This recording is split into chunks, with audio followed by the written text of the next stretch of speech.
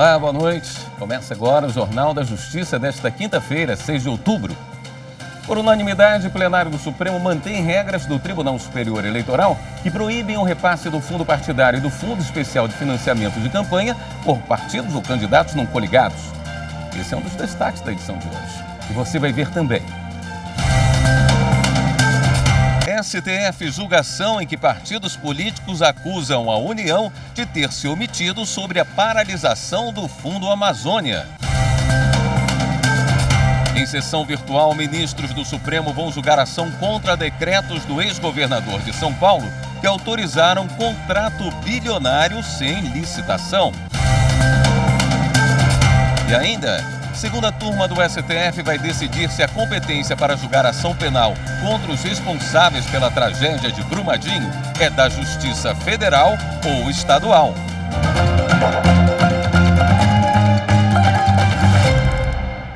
O plenário do Supremo manteve regras do Tribunal Superior Eleitoral que proíbem o repasse do fundo partidário e do Fundo Especial de Financiamento de Campanha por partidos ou candidatos não pertencentes à mesma coligação ou não coligados.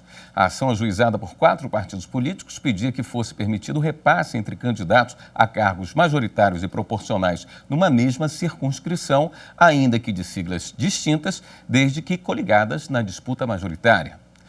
No voto pela improcedência do pedido, o relator, ministro Ricardo Lewandowski, destacou, entre outros pontos, que o valor distribuído aos partidos é definido pelo critério de representatividade no Congresso e não é razoável permitir o repasse a candidatos e legendas que não pertençam à mesma coligação. Para o relator, a resolução do TSE traz critérios razoáveis, regulamentando regras da Constituição Federal e da legislação eleitoral pertinente. Está em julgamento no Supremo Tribunal Federal uma ação em que partidos políticos acusam a União de ter se omitido em relação à paralisação do Fundo Amazônia.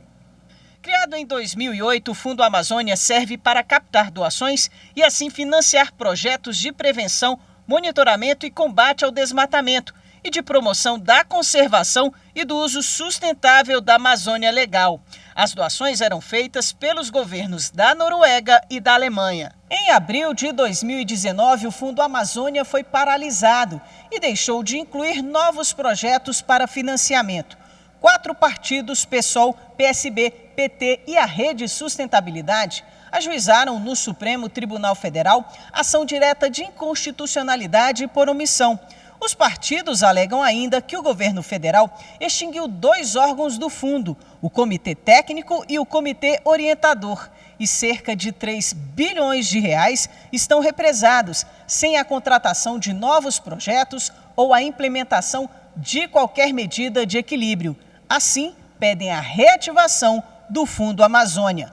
Em outubro de 2020, a relatora da ação, ministra Rosa Weber, promoveu uma audiência pública sobre o tema e o processo foi levado a plenário para julgamento. O advogado do PT argumentou que a Constituição estabelece que o poder público tem o dever de proteger e preservar o meio ambiente. A nosso entender, a omissão é patente, ela é inegável. E ela é demonstrada a partir da violação do próprio artigo 225 da Constituição, que outorga ao poder público o dever de defender e preservar o meio ambiente ecologicamente equilibrado.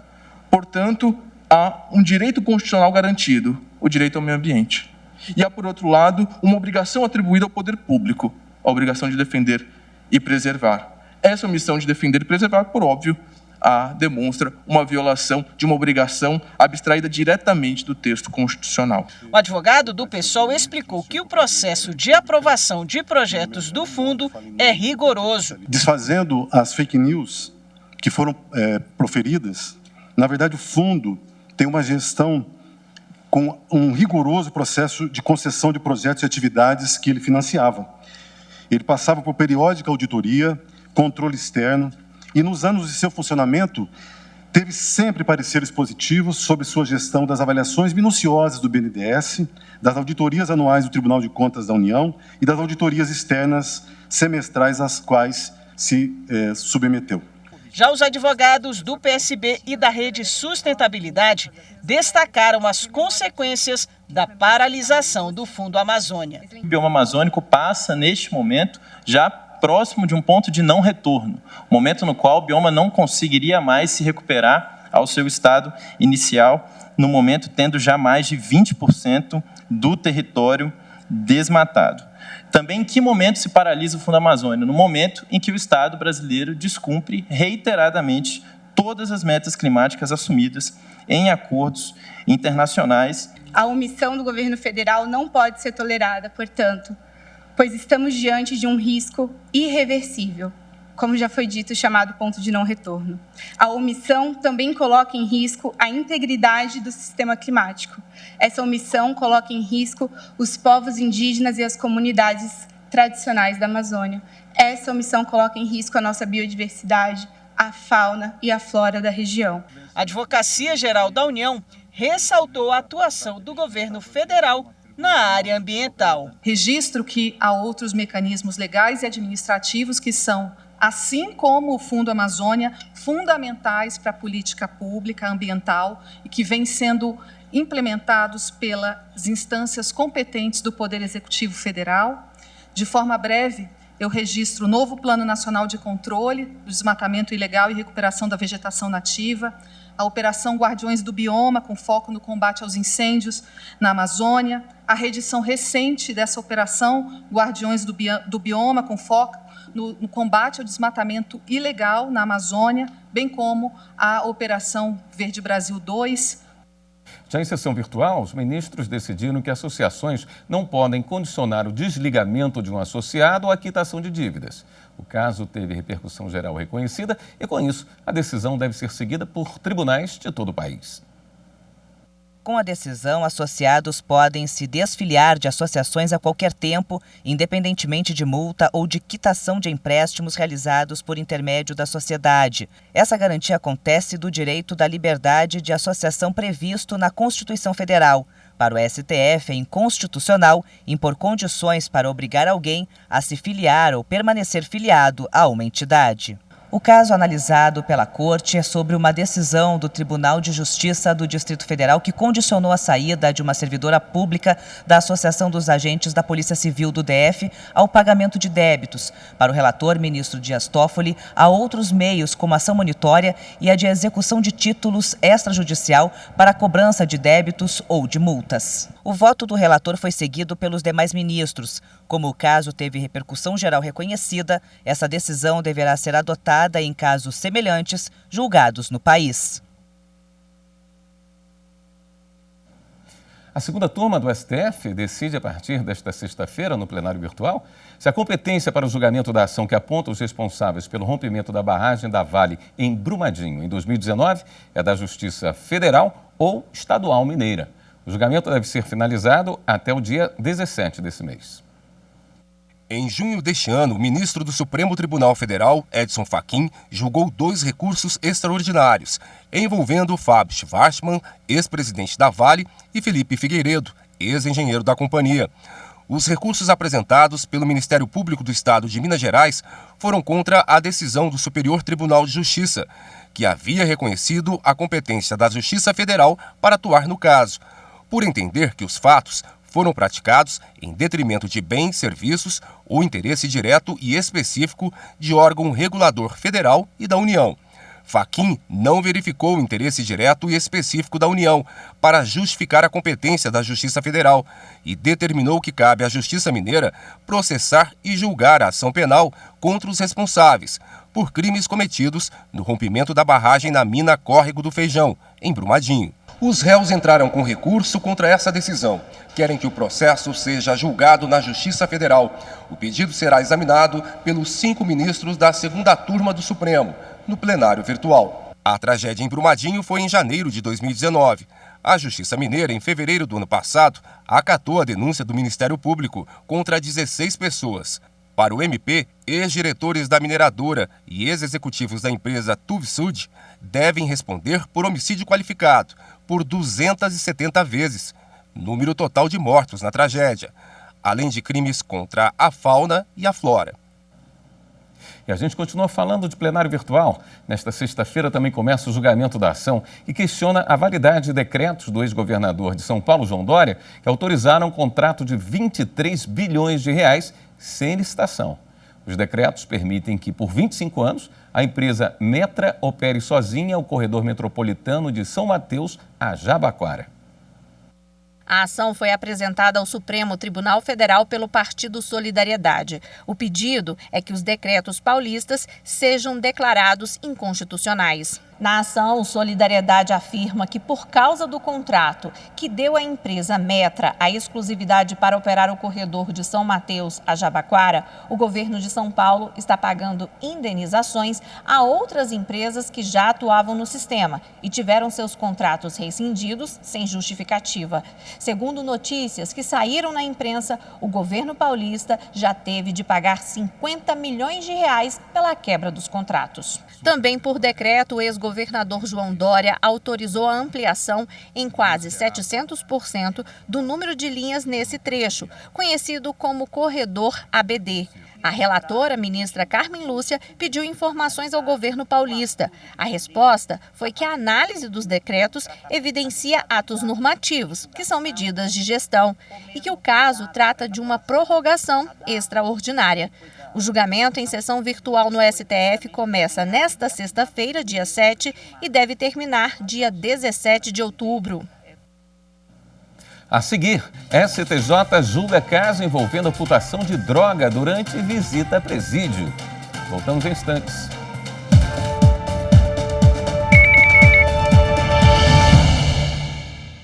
A urna eletrônica, uma vez ligada na tomada, funciona de forma isolada, ou seja, não há conexão com a internet, não há conexão com nenhuma outra rede que possibilite o acesso remoto aos seus dados. Nela, há 30 camadas de segurança, fora as diversas etapas de auditoria. O sistema eleitoral brasileiro ele é confiável, não só pela constatação técnica inerente a ele, mas também pelo nosso histórico de eleição.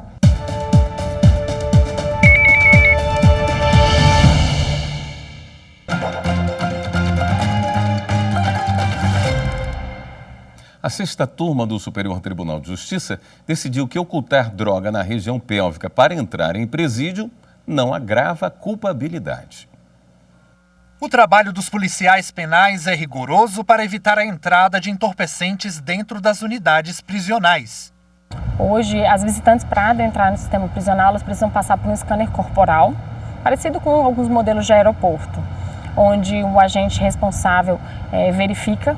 E caso tenha alguma suspeita, só nessa situação a visitante pode ser encaminhada ao IML para exame médico e, se for no estômago, o IML encaminha para o hospital. Em 2019, 139 pessoas foram presas tentando ingressar com substâncias ilícitas na penitenciária de Brasília. Desde o começo da pandemia da Covid-19, em março de 2020, as visitas íntimas foram suspensas e o presídio da capital do país não registrou nenhuma entrada de drogas. Agora, com a retomada das visitas, estão sendo adotadas algumas medidas para evitar o tráfico. Para tentar dificultar os crimes dentro do sistema prisional, as regras para visitas íntimas se tornaram mais severas. Hoje, para uma visita íntima acontecer, tem que ser comprovado o matrimônio, certidão de união estável bilateral ou certidão de casamento. E as visitantes precisam apresentar atestado de saúde por conta do alto número que a gente tinha de doenças sexualmente transmissíveis dentro do sistema prisional. Além disso, ela é disponível apenas para os presos com bom comportamento, que estudam ou que trabalham. Hoje, o banheiro de dentro do pátio ele é proibido o uso. O banheiro do pátio é destinado aos custodiados, então as visitantes que precisam fazer uso, elas saem do pátio e usam um banheiro destinado só para visitantes, o que é muito mais humano, o que dificulta qualquer tipo de crime dentro da unidade prisional. No estado do Acre, uma mulher que tentou ingressar com drogas no presídio foi condenada em primeira instância pelo crime de tráfico. A sentença aplicou a causa de aumento de pena e avaliou negativamente a culpabilidade por entender que ela teria agido de forma altamente reprovável ao tentar burlar a segurança do presídio com porções de maconha e cocaína escondidas na região pélvica. O Tribunal de Justiça do Acre negou o provimento ao recurso da defesa para reduzir a pena por meio do enquadramento no chamado tráfico privilegiado. Segundo a Corte Estadual, a acusada não preencheria todas as exigências previstas na Lei de Drogas, pois as declarações prestadas à Justiça permitiriam concluir que se dedicava a atividades criminosas. No STJ, a sexta turma deu provimento ao recurso especial da defesa. De forma unânime, o colegiado excluiu a avaliação negativa da culpabilidade e aplicou a redução de pena correspondente ao tráfico privilegiado. Com isso, a pena privativa de liberdade da acusada foi substituída por 2 restritivas de direito que serão definidas em primeira instância. A relatora ministra Laurita Vaz observou que a ocultação de drogas na região pélvica é uma das formas mais comuns utilizadas para levar entorpecentes ao interior de presídios e não demonstra maior grau de reprovabilidade. Laurita Vaz também apontou que não foi produzida nenhuma prova concreta de que havia atividade criminosa anterior e que a mera notícia da prática de outros crimes não pode levar ao afastamento da minorante do tráfico privilegiado. O Espaço Cultural do STJ sediou o lançamento de 2 livros sobre a justiça criminal. O rigor científico com a vivência profissional. No livro Justiça Criminal na ótica dos juízes brasileiros, magistrados federais e estaduais mostram como vem o sistema de justiça criminal com base no trabalho do dia a dia e nos estudos científicos. A obra foi organizada por Américo BD Júnior, juiz federal e ex-juiz auxiliar do STJ, e Guilherme Madeira Desen, juiz de direito do Tribunal de Justiça de São Paulo. É uma obra que reúne ao mesmo tempo tanto intelectuais que são juízes, e esse é um viés muito diferenciado e por isso que eu vivo repetindo, os juízes precisam voltar para o debate público não apenas com suas sentenças, mas também com artigos científicos. Os 31 artigos contaram com a coordenação do ministro do STJ, Rogério Schietti Cruz. Esta obra é feita por juízes, mas não só para juízes, é feita a obra para toda a comunidade, para profissionais, estudantes, e com assuntos bem diversificados, sempre tendo como foco a melhoria do sistema de justiça criminal. Schietti também assinou o prefácio do livro Estudos em homenagem aos 200 anos do Tribunal do Júri no Brasil. São também diversos autores que escrevem sobre temas variados a respeito do Tribunal Popular, né, que, como sabemos, é o único que permite a participação do povo na sua composição e no julgamento efetivo dos réus. A obra traz reflexões sobre as características atuais e as perspectivas futuras no Tribunal do Júri, a participação popular no Poder Judiciário e as garantias fundamentais em um julgamento. A obra busca trazer, obviamente, a sua origem, a dinâmica a partir das reformas de 2008 e aquilo que se busca no rito do Tribunal do Júri, claro, com o aperfeiçoamento da jurisprudência, muito advinda dessa casa. Não apenas as garantias para ele, mas uma garantia da própria sociedade de um julgamento rápido, um julgamento célere, respeitando as regras do jogo. O livro conta com um artigo da presidente do STJ, ministra Maria Tereza de Assis Moura. Em 13 páginas, a ministra e o juiz federal Daniel Martionati apresentam respostas para a seguinte questão: por que o Tribunal do Júri demora? Principalmente porque o júri é uma representação da democracia popular, então é a forma de participação do povo na justiça, então é muito importante que tenhamos trabalhos que vão refletir, que vão repensar a organização do Tribunal do Júri. Também participaram do lançamento dos livros os ministros Jorge Mussi, Regina Helena Costa, Moura Ribeiro, a Suzete Magalhães, Gurgel de Faria e Reinaldo Soares da Fonseca, além do ministro do STF, Dias Toffoli. No próximo bloco, a gente fala sobre o primeiro saque trabalhista do país implantado no TRT da Bahia. Voltamos já.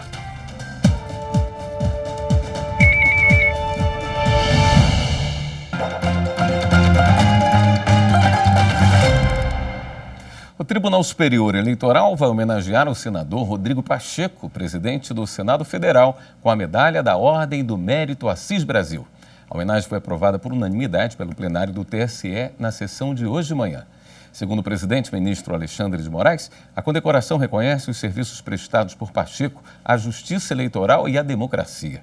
A Ordem do Mérito Assis Brasil foi criada em 2015 e homenageia juristas e personalidades civis e militares do Brasil ou do exterior que tenham prestado notáveis serviços à Justiça Eleitoral. Aproximar cada vez mais a justiça do trabalho da população. Essa é a proposta do primeiro saque trabalhista do país, implantado no TRT da Bahia. O serviço funciona aqui no Fórum do Comércio, prédio que abriga as 39 varas do trabalho de Salvador. Quem tem processos tramitando aqui encontra 6 postos de atendimento, incluindo Ministério Público do Trabalho, Superintendência Regional do Trabalho, INSS, SENAC, SENAI e também o Cine Bahia, que foi o primeiro posto implantado como projeto piloto. Ele foi inspirado no modelo do SAC, que é o Serviço de Atendimento ao Cidadão em geral aqui no estado da Bahia, só que ele é um SAC voltado para atendimento às pessoas que têm processo na Justiça do Trabalho. A ideia é centralizar um mix de serviços que o trabalhador precisa quando reclama na Justiça do Trabalho, para que ele possa resolver num único espaço questões relacionadas, por exemplo, à carteira de trabalho, anotações, INSS, denúncias do Ministério Público do Trabalho, requalificação profissional com SESC, SENAI e inclusive reinserção no mercado de trabalho. Durante a inauguração oficial, em agosto, o Corregedor-Geral da Justiça do Trabalho, ministro Caputo Bastos, destacou a importância da iniciativa. Eu fiquei assim vivamente entusiasmado mesmo, assim impressionado, e gostaria muito de ver essa ideia replicada no país. É uma justiça da sociedade, é uma justiça dos nossos atores sociais, trabalhadores, empresas, e nós temos que nos tornar cada vez mais próximos a eles. A diretora da Coordenadoria de Atendimento ao Público do Regional, Nilma Cunha, destaca os atendimentos realizados desde a inauguração. Um trabalhador que normalmente ele está aqui, teve encerrado um contrato e muitas vezes está desempregado, então a intermediação de mão de obra é uma coisa que a gente tem atendido bastante, né? O seguro-desemprego. Já realizamos 597 atendimentos. Tivemos notícia da Superintendência do Trabalho de algumas pessoas que foram reinseridas já no mercado de trabalho a partir do nosso posto aqui. Quem conheceu o serviço de perto aprovou. Muito bom, me explicou tudo que eu estava precisando, que eu já tinha sido atendido em outro lugar e não tinha resolvido, aqui eu consegui resolver. Achei maravilhoso, muito bom mesmo. Porque SAC é bom em qualquer lugar, né? E próximo, então, já tem essa oportunidade do seguro-desemprego, já vem consultar, né? Economia e tempo, na verdade, né? Porque teria que marcar outro dia, perder outros compromissos para estar aqui, então já ajuda bastante. Parceiro na iniciativa, o Ministério Público do Trabalho tem o primeiro posto avançado fora das sedes do órgão, como explica o procurador-chefe na Bahia, Luiz Carneiro Filho. Nosso posto avançado nesses primeiros 30 dias, além dos 2 primeiros atendimentos, nós fomos brindados com esses 2 primeiros atendimentos. O MPT na Bahia ele já atendeu mais de 70 cidadãos. O SAC ele funciona como um portal de instrumentalização e acesso à cidadania e à dignidade da sociedade trabalhadora. As denúncias chegam por meio do posto avançado, que não se resume só a um braço estendido do Ministério Público do Trabalho, mas é uma oportunidade do MPT ele estar próximo do cidadão para poder prestar esclarecimentos, informações, receber requerimentos de denúncia, requerimentos de mediação. Então, ele se revela um projeto de sucesso. O horário de funcionamento do saque trabalhista é de 8 às 15 horas. Basta comparecer ao térreo do Fórum do Comércio, informar o CPF ou CNPJ para identificação do processo e retirada da senha. Salientando que o saque não é para atendimento tão somente do trabalhador, é também do empregador, para que ele muitas vezes tire a dúvida de como ele cadastra um trabalhador, e de outras necessidades que o empresário possa ter. Para a sociedade como um todo, para todos que precisarem. A ideia é transformar mesmo, já disse várias vezes, esse mix de serviço, esse térreo aqui do Fórum Trabalhista do TRT5, nosso trabalho da Bahia, é um grande balcão de cidadania. Esta edição do Jornal da Justiça fica por aqui. Uma boa noite para você. Até amanhã.